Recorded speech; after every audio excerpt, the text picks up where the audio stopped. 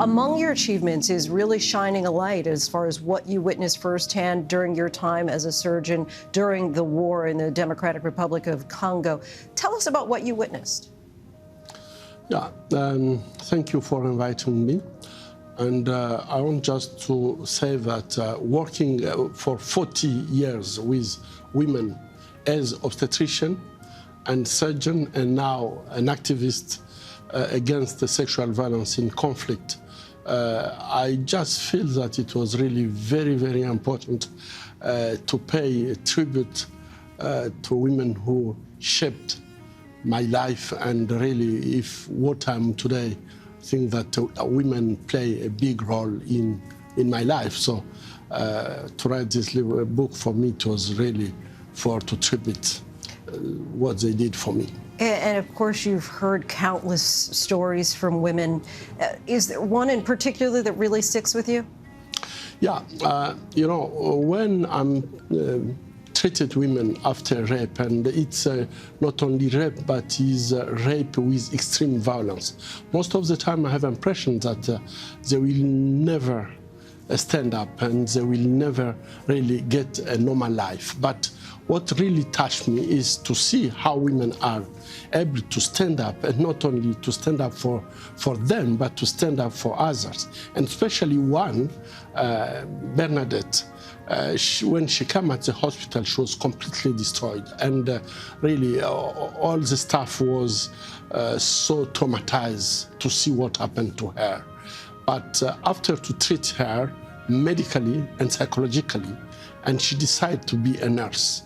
And when I asked her the question, why do you want to be a nurse? And she told me, I want to be a nurse because I want to help others. And you've talked about rape as a weapon of war. Of course, most of this was born out of the original conflict that you witnessed in the DRC.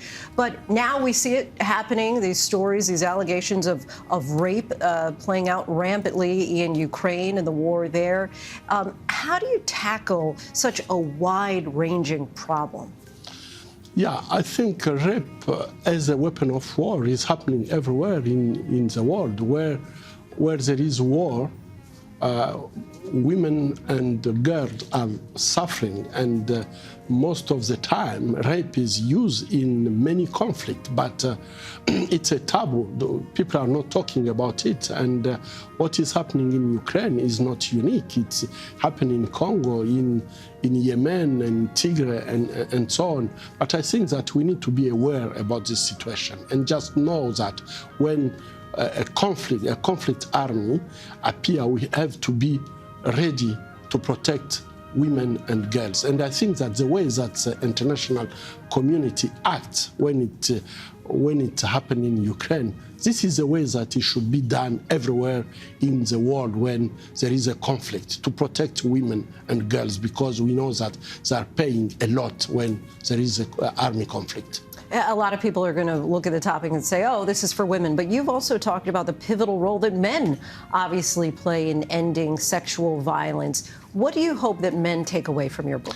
Yeah, during the last century, women worked a lot to get some rights. And I think that today we need also to engage men in the fight against sexual violence.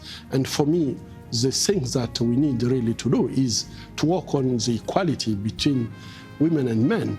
And I think that the question of sexual violence is a question of domination, is a question of to humiliate another, to see that he's not like myself. And I think that working on the equality is a first thing. And the second thing, I think we have to work on masculinity. Because I think that when men have impression that they can be in a situation where they can use women as their property, they can use the body of women without really be accountable. And you've witnessed really some of the worst of humanity. When you look at your body of work and how that's resulted in several attacks against your life, what gives you hope? What keeps you inspired? Yeah, I went through many attacks because just impunity is reigning in my region, and I think that the people who are doing this kind of atrocities, they don't want when I denounce what they are doing in my region. But my hope is coming from women. I think that women are really very strong, and I respect women because I think that when women are acting, they are not acting for themselves, but they're acting for their children, for the community. Dr. Mukwege, we thank you so much.